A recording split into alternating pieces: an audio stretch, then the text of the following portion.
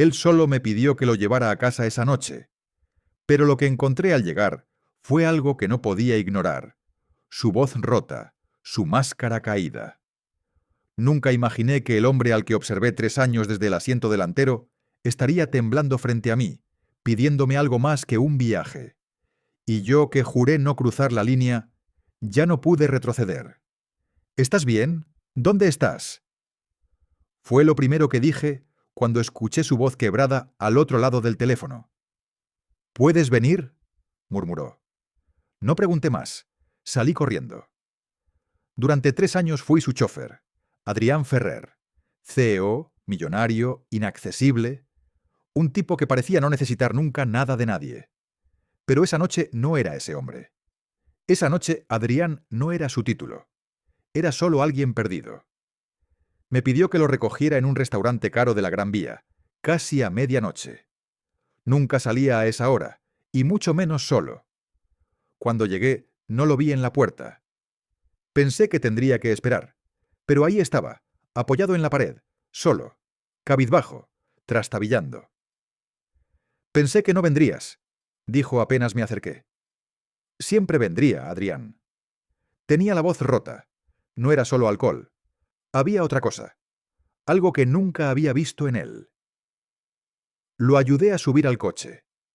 Su cuerpo pesaba, pero no físicamente. Pesaba porque jamás me permitió acercarme tanto. Ni siquiera cuando me hablaba por mi nombre, ni cuando me preguntaba si dormía bien, si me gustaba mi trabajo. Siempre amable, siempre correcto, pero lejano. Esa noche no había barrera. Durante el trayecto no dijo mucho. A ratos se reía solo. A ratos miraba por la ventana en silencio. Cuando frené en un semáforo, giró hacia mí y dijo: «Eres la única persona con la que no tengo que fingir nada». No supe qué responder. Solo lo miré. No era el momento para preguntas. Pero algo se había roto. Algo que durante 3 años sostuvimos con cuidado. La distancia. Al llegar a su edificio, el portero me vio con cara de alarma. Yo solo asentí. Subimos. Él, apoyado en mí, apenas podía mantenerse en pie. En el ascensor se quedó en silencio. Sentí su respiración en mi cuello.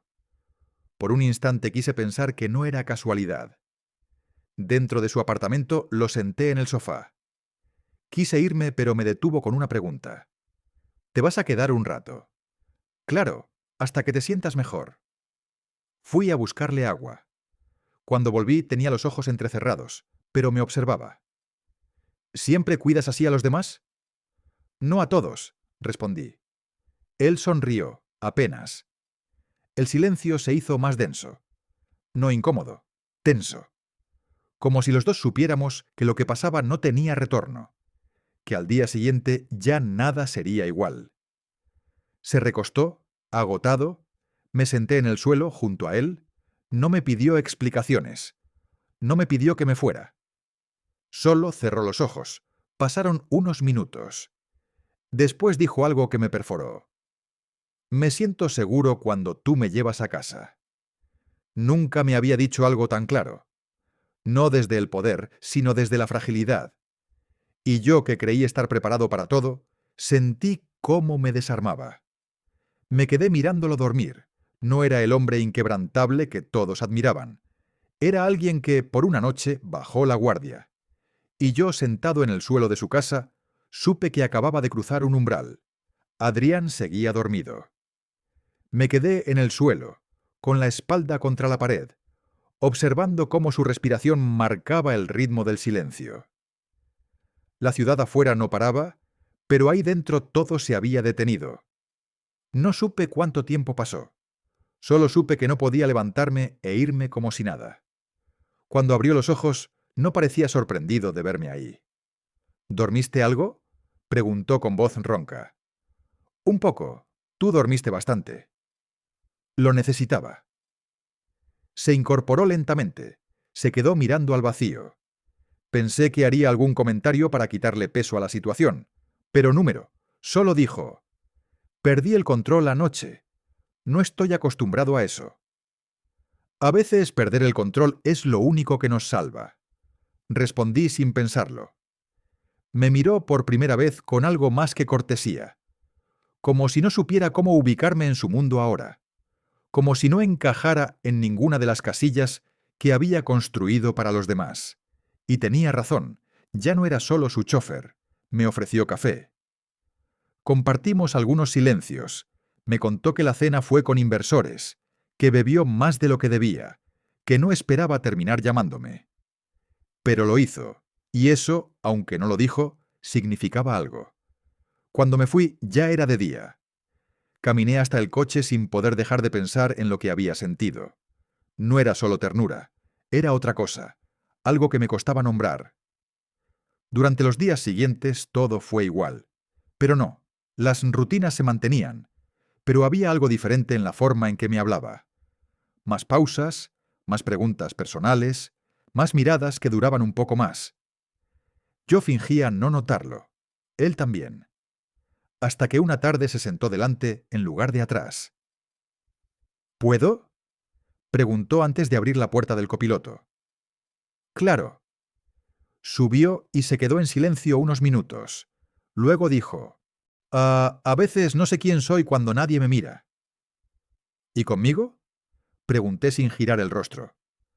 Contigo no necesito pretender. Pero eso también da miedo. No respondí. Quería hacerlo, pero cualquier palabra me parecía torpe. Él bajó la mirada. Suspiró.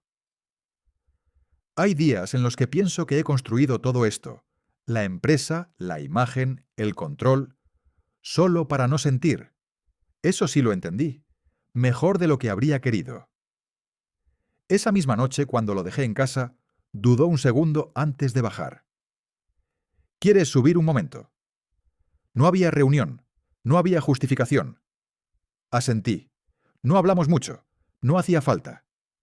Se sentó en el borde del sofá, yo frente a él. Nos miramos largo, casi desafiante, como si el primero que hablara rompiera algo.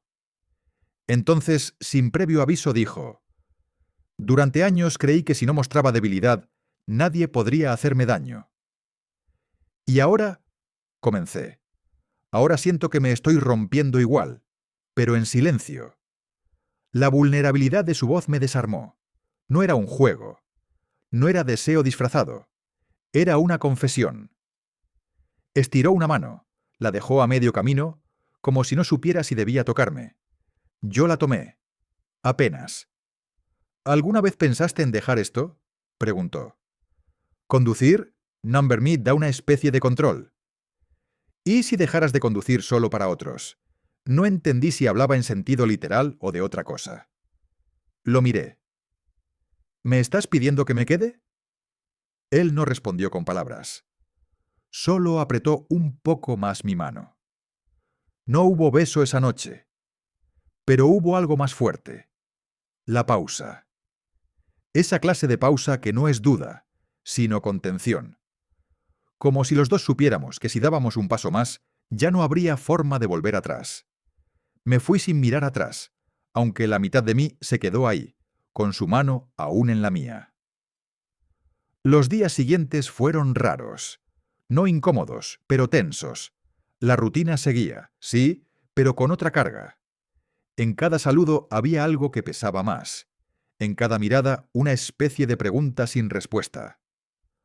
Una tarde, mientras lo llevaba a una reunión, me dijo: anoche soñé contigo.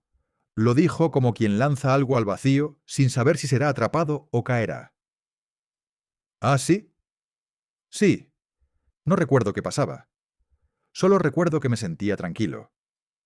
Guardé silencio. No supe qué hacer con eso. Pero esa noche, al volver, me pidió que no me fuera enseguida. Subí, nos sentamos en el salón, cada uno en su sitio. Ninguno se atrevía a cortar la distancia. ¿Tú crees que alguien puede esconder lo que siente durante años?, me preguntó. Creo que mucha gente lo hace. ¿Y tú? Yo también. No preguntó más. Se acercó un poco, lo suficiente para que su respiración se notara. Te observé muchas veces, pensando que tú nunca lo harías. Te observé 3 años, respondí, sin atreverme a pensar que tú también lo hacías.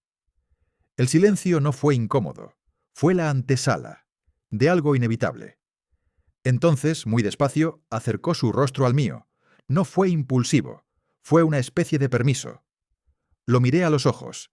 No había urgencia, había necesidad. Y nos besamos, sin dramatismo, sin palabras.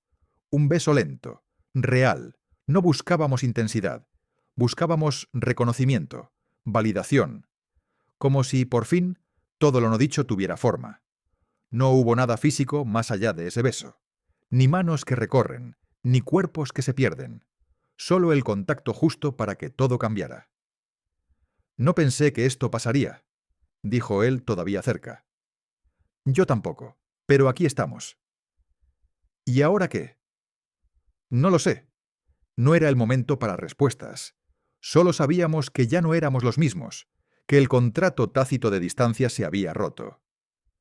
Me pidió que me quedara un poco más. Nos sentamos en el suelo.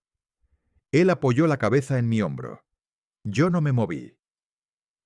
¿Sabes por qué siempre me sentí cómodo contigo? Number. Porque nunca me exigiste nada, pero tampoco te escondiste. No respondí, porque no era cierto. Me escondí muchas veces. Guardé cada emoción en silencio, creyendo que era lo correcto, que sentir era un error. Pero esa noche me di cuenta de que había algo más peligroso que sentir, callarlo para siempre. Cuando me fui, él me acompañó hasta la puerta. No se despidió con un «nos vemos». Solo me miró y dijo «gracias, por quedarte cuando no sabía cómo pedirlo». Y supe que ese era el principio de algo. No sabíamos qué, pero era real. Los días siguientes no trajeron explicaciones, tampoco promesas, pero algo había cambiado. No por el beso, por lo que vino después, la calma. Adrián no evitó el tema. No fingió que no pasó. Eso ya decía mucho. Me escribía mensajes breves entre reuniones, comentarios triviales, sí, pero que llevaban otra carga. A veces solo enviaba una palabra. ¿Estás? Y con eso bastaba. Una tarde, mientras lo esperaba fuera de una conferencia, se subió al coche con el rostro tenso. Cerró la puerta, respiró hondo. ¿Todo bien?, pregunté. Alguien en la oficina preguntó si tú y yo... ¿Quién? No importa. Lo importante es que ya empezó. Ahí entendí que el mundo afuera no tardaría en notarlo, y él también lo sabía. ¿Te molesta?, pregunté. Number, pero me preocupa lo que pueda significar para ti. Soy adulto, sé en qué me meto. Number, no lo sabes. Tú no tienes cámaras sobre los hombros ni periodistas buscándote pasado. Yo sí. Su tono no era frío, era honesto, estaba asustado. Me dejó en claro que, si todo salía a la luz, no podía protegerme. Y lo entendí, pero no quería que eso lo hiciera alejarse. ¿Estás pensando en cortar esto antes de que comience?, pregunté. Estoy pensando en cómo seguir sin hacerte daño. Ese fue el primer momento en que sentí miedo real. No por el rechazo, sino por la posibilidad de volver al silencio. Los días se volvieron más inestables. A veces me buscaba con la mirada como si me necesitara cerca. Otras veces mantenía la distancia, como si todo fuera un error. Una noche, al dejarlo en casa, me miró antes de bajar. ¿Quieres subir? ¿Estás seguro? Number, pero quiero intentarlo. Subimos. Esta vez no hubo pausas. Hablamos. Mucho. Sobre su infancia. Sobre cómo aprendió a fingir desde joven. Sobre cómo ocultar era más fácil que explicar. ¿Alguna vez has sentido que toda tu vida es una actuación?, me dijo. Sí. Entonces, ¿entiendes por qué esto me da miedo? Asentí. Lo entendía más de lo que podía decir. Quiero seguir, dijo al final, pero no a escondidas, no por completo. Tampoco quiero vivir con miedo. Nos abrazamos, largos minutos, sin tensión, sin prisa, y por primera vez supe que no estábamos solos en esa lucha. Al día siguiente no me senté en el asiento del conductor, me senté a su lado, y él no dijo nada, solo me miró. Todo va a cambiar, ¿verdad? Ya está cambiando. Nada volvió a ser como antes, pero tampoco nos lanzamos al vacío. Nos movimos con cuidado. Almuerzos fuera del horario, conversaciones que empezaban siendo laborales y terminaban con alguna confesión inesperada. Silencios cómodos. Miradas que ya no evitábamos. No lo hablamos en términos de relación, no lo necesitábamos. Lo que construíamos no dependía de etiquetas, sino de presencia, de saber que estábamos ahí, uno para el otro. Algunos en la empresa empezaron a sospechar. Uno que otro comentario en voz baja, alguna broma disfrazada. Pero Adrián no retrocedió. Tampoco dio explicaciones. Solo pidió respeto. Y curiosamente lo obtuvo. Una tarde, en medio del tráfico, dijo: «A veces pienso que esperé demasiado para vivir esto». ¿Y ahora? Ahora tengo miedo de que sea tarde. No supe qué responder. El miedo no era solo suyo. Yo también lo sentía. No por perderlo, sino por no saber cómo sostener algo tan real en un mundo tan falso. Pero ahí seguíamos, día tras día. Él con su mundo de estrategias y decisiones. Yo con el mío de rutas, horarios y trayectos. Hasta que un sábado, sin motivo aparente, me invitó a su casa. No había cena, no había plan, solo ganas de compartir el tiempo. Nos sentamos a hablar, de todo y de nada. ¿Crees que esto funcione?, preguntó. No tengo idea. ¿Y aún así te quedas? Sí, porque no se trata de que funcione. Se trata de elegir. Y yo te elijo, incluso con el miedo. No respondió de inmediato. Solo me miró. Luego se acercó y apoyó su frente en la mía. Yo también te elijo. Ese fue nuestro acuerdo. Sin firma, sin promesas que no pudiéramos cumplir. Solo la certeza de que ninguno tendría que cargar con todo solo. Desde entonces, las cosas avanzaron. Lentamente. No vivimos juntos, no hicimos público nada. Pero compartimos lo suficiente como para saber que esto era real. A veces se quedaba dormido en el coche después de un día largo. Yo lo dejaba descansar, con el motor apagado y el silencio como refugio. Otras veces me pedía que pasara por su casa sin razón, solo para hablar. Y yo iba, siempre iba. Un día me escribió: «Gracias por no irte cuando era más fácil desaparecer». No necesitaba decir más. Yo también había estado a punto de huir, pero no lo hice. Porque entendí que lo que teníamos no era un escape. Era una forma de resistir. De no escondernos más. De mirarnos y reconocernos sin vergüenza. Y aunque no sé qué vendrá, hoy sé que estoy en el camino correcto. Porque ya no conduzco solo para él. Ahora caminamos juntos, sin guión. Y sin miedo a ser quienes somos. No todo fue sencillo después de ese «yo te elijo». Lo cotidiano llegó con sus pruebas, malos días, dudas y silencios que antes eran refugio, pero ahora podían volverse distancia. Una tarde, mientras lo esperaba en la entrada de su edificio, salió hablando por teléfono. Su voz era seca. Terminó la llamada y subió sin saludar. «¿Todo bien?», pregunté. «Sí», respondió sin mirarme. Durante el trayecto no dijo una palabra más. Esa noche no escribió. Tampoco al día siguiente. Esperé. No quería presionar. Pero la inquietud crecía. 2 días después recibí un mensaje. «No estoy evitando nada. Solo necesito ordenar cosas». Lo entendí, pero también me dolió. Porque elegir a alguien no es solo compartir los días fáciles. Es quedarse cuando el otro se cierra. Decidí no contestar de inmediato. Horas más tarde, sonó el timbre de mi casa. Era él. «No sabía si venir», dijo. «Pero viniste».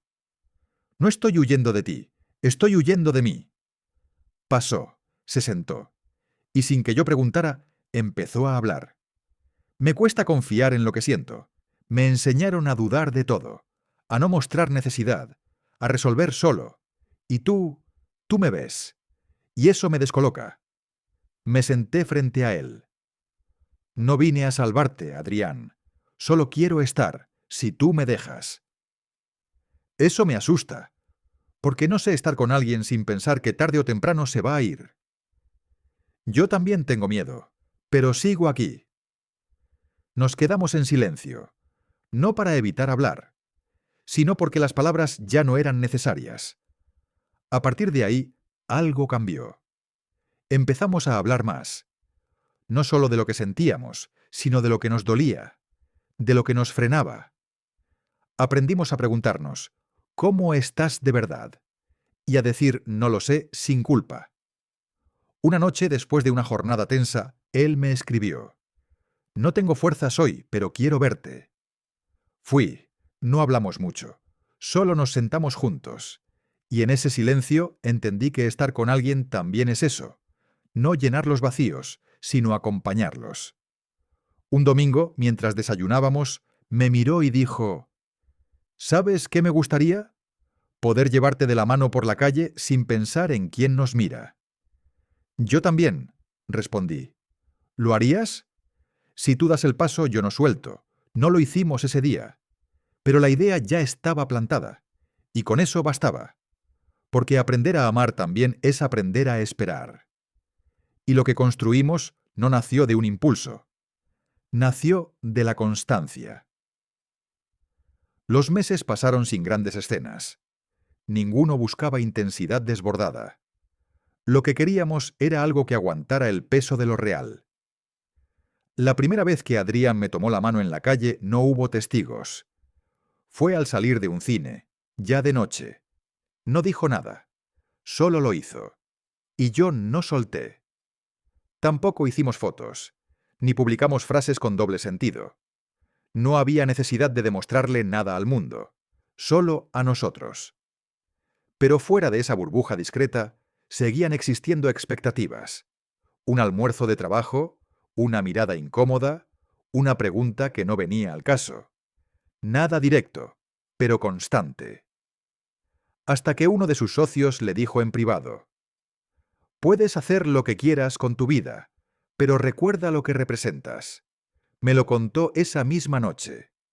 Estaba molesto, pero más que nada, decepcionado. Lo que represento, ¿para quién?, me dijo. ¿Para los que nunca se atreven a decir quiénes son? No supe si contestar o dejar que descargara. A veces siento que estoy traicionando algo por elegirte. ¿Y lo sientes tú o te hacen sentirlo? Se quedó callado. No puedo competir con tu mundo, Adrián. Ni quiero hacerlo. Pero tampoco quiero que me escondas. No te estoy escondiendo. Solo estoy aprendiendo a mostrarte sin perderme. Esa frase se me quedó grabada, porque él también estaba cambiando, a su ritmo, a su manera. Y yo tenía que decidir si era capaz de caminar a su lado sin empujarlo. La respuesta vino días después. Un periodista publicó una nota ambigua, con frases insinuantes. No nos nombraba, pero sugería más de lo que decía. Adrián lo leyó antes que yo. Me llamó al instante. No sé qué va a pasar, pero si esto se vuelve público, no quiero que te enteres por otros. Estoy contigo, respondí. No porque no me importe, sino porque ya decidí quedarme. Esa noche lo acompañé a una cena de gala. No como su chofer, como su pareja. No hubo declaraciones, ni fotos juntos, pero tampoco distancia. Nos sentamos cerca, compartimos risas. Y cuando alguien se acercó a preguntar directamente, él solo respondió: él es parte de mi vida, no necesito decir más. A partir de ahí, las cosas se acomodaron. Algunos se alejaron, otros se acercaron. Pero lo importante es que nosotros nos mantuvimos, y esa fue la mayor victoria. No porque todo estuviera resuelto, sino porque elegimos no escondernos más, sin ruido, sin espectáculo, solo con la verdad.